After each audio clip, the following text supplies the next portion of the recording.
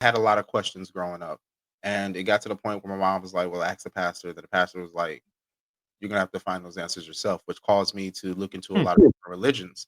Looking into those religions, I came to under came to realize I was like, man, a lot of the religions are speaking about this are speaking the same thing when it comes down to like the morals. Um, in this day and age, what I've noticed is back then it was God. Now everything is Jesus. And so it had raised the question where I was like, but Jesus says, I am the son. Like he's like I am the son of he's like I'm the son of man. And I don't remember Jesus ever saying he's God, but listening to a lot of pastors and everything, they paraphrase and try and make it seem like Jesus is God, which now everybody worships Jesus. But the thing that kills me is they have Jesus on the cross that does not fit what it states in the Bible that he supposedly looks like. So that had made me question things. With it at the same time, I'm like, now it also states in the Bible not to make any false idols or anything along those lines. So now you have something that does not fit the description of what they're saying he looked like, and then y'all are worshiping that. So now technically, isn't that a false idol? Hmm. I see your point. I think it's a valid point. A couple things. Mhm. Now, bear with me. I am not a minister. I am a layman. Like I mean, I I'm not either. so yeah. But take everything I say with a grain of salt and do your own investigation. But Faith so I aside, believe that I believe that Jesus was that. I said faith the side of a mustard seed. There you go. There you go. So I believe that Jesus is. So I believe that God is represents Himself in this world in particular ways. Mhm. Okay, it's often called the Trinity. Yes.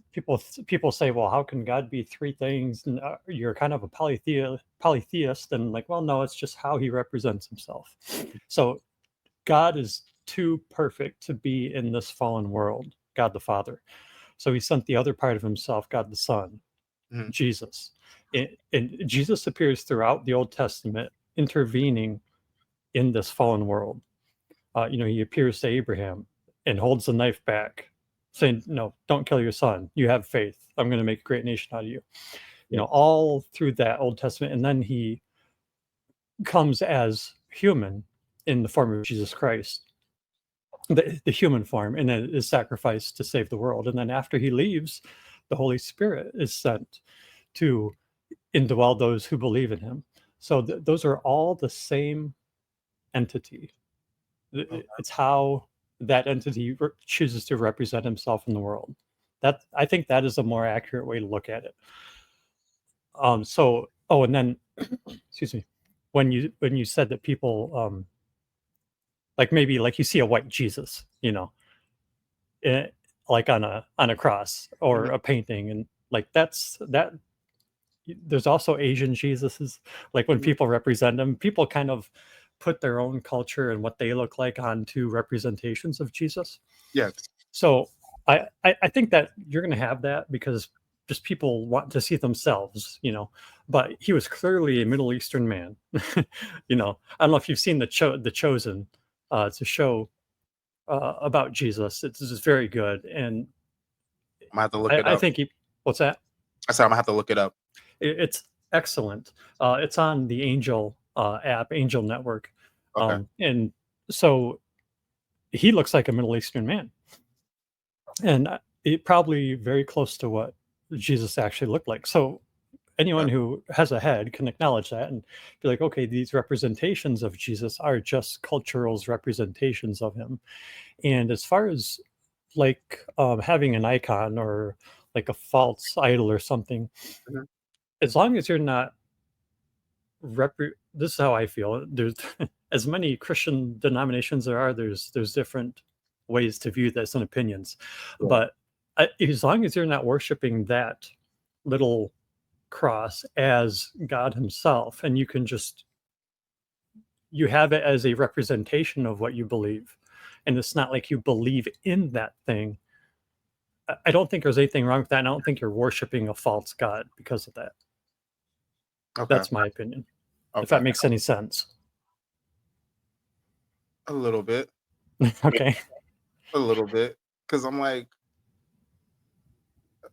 Uh, so my only issue there is just the fact that they created it's still a false idol because it's not it's not one, it's not accurate, and two, I don't remember Jesus stating that he is God. Well, stating that he is God in that sense, like, "Hey, worship me, I am God" type deal. But he does state that God is within him, as in God is Mm. within all of us. So, So So, go. um, Jesus Jesus never never refused worship. mhm, When people would worship him, he did not refuse it. Angels, when angels would appear in the Old Testament, especially, they would say, "Whoa, don't! I'm not the one to worship. I'm mhm, just a messenger." Jesus never refused worship, and it did say in John. I'm horrible with verses. That's why that's I'm all not a pastor. Right? In John 1, it said, "In the beginning was the Word, and the Word was with God, and the Word was God." The mhm. Word is Jesus, and it says the Word was God. And there's other numerous places that talk about that, but I'm not the person to reference those. So Now, again, I'm don't study the Bible and everything. I'm not like I don't that's not my profession. yeah. But you know how it states that nothing should be added or removed? Hmm. But yet there are scriptures that are removed. There are books of the Bible that have been removed. So my biggest thing is when it comes down to the religion of Christianity, which I'm gonna touch on some other things about that later on. How is it that a lot of individuals can put so much faith into a book that already has gone against what it states and is also incomplete based off of the only things in there is what the Vatican deems should be in there. Okay, so it Example, wasn't. Apocrypha is not in there. Yeah, no, I agree. In As the well book of, oh, sorry, go ahead. I said as well as other books. Yeah. The Book of Enoch is not in there as well, but you see many places in the Bible, many places directly quote from the Book of Enoch. Mhm. All right. So the argument for just specifically the Book of Enoch is that it would have been repetitive to put it in there. So when that adding and removing, uh, what that is referring to is the message of Christ in that belief and faith in him is what saves you. If you add to that, or if you add something to that, like there were Judaizers right after, in the first century after Christ died, and people were going around spreading the word. These people said that you need to be, it's great that you believe in Jesus. Yeah, we do too, but you also need to be circumcised. That is adding, okay, that is adding to what Jesus said. So that adding and removing, I don't think that's means the Bible as we know it, but that is talking about the message of Jesus. Because if you add or remove to the message of Jesus, you're getting it wrong.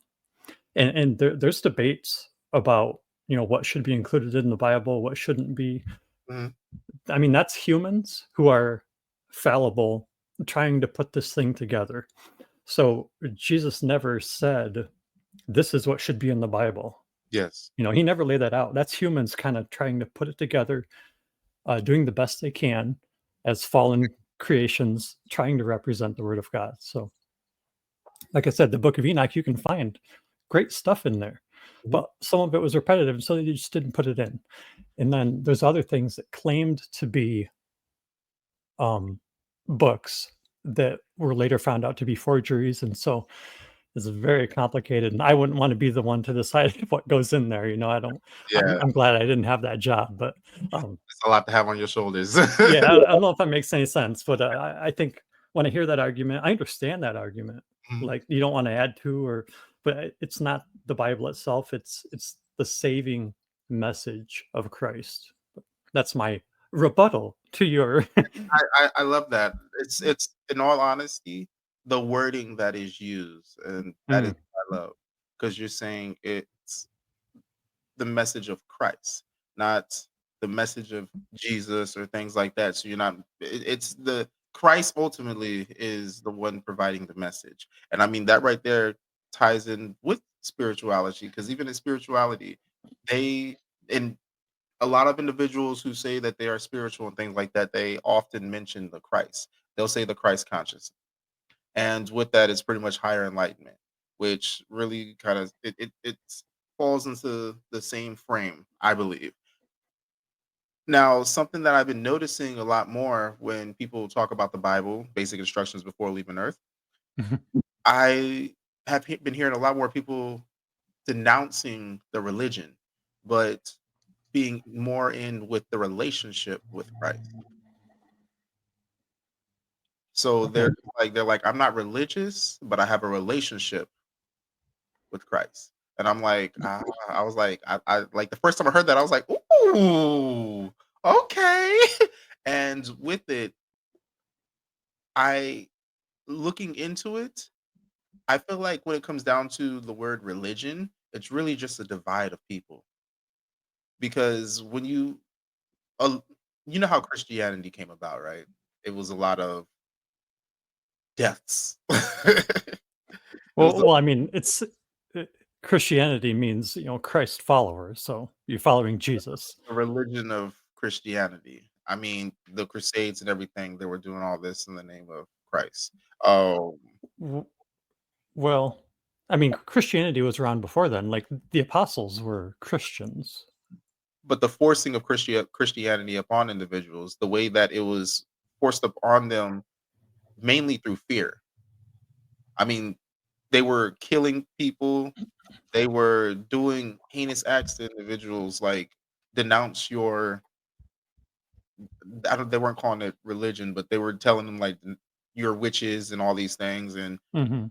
you need to come to yeah, doing all that type stuff. They had different equipments and stuff. I'm not trying to get too much into it because I Yeah, yeah, do post this to YouTube. yeah, So, I hear but you. um, it was it's wild. Like when you look into it, the things that they were doing in the name of God. Agreed. Now, I wouldn't excuse me, I would not condone any sort of force, conversion or Yes. any sort of violence, just to make people convert. Mhm. Anything like that is not real. So that's, pointless and antithetical to the gospel. Yeah, agree. But that I wouldn't say that is how Christianity came about, though. I would argue on that point. But Okay. So, how would you say that Christianity came about? well, the apostles spreading the word of Christ right after he died. Hey, beautiful souls. If you love deep conversations about life, love, and spiritual growth, help us reach more like minded people. Like, comment, and share to push these powerful episodes through the algorithm. Let's build a community that thrives on wisdom and connection. Find us everywhere: YouTube at Danley_Divine, Facebook and Kick at Divine Time Podcast, and also follow the blog, divinetime.blog. If you're looking for your soul tribe, join our Telegram group, Warriors of Love. Together we rise. Divine time is now.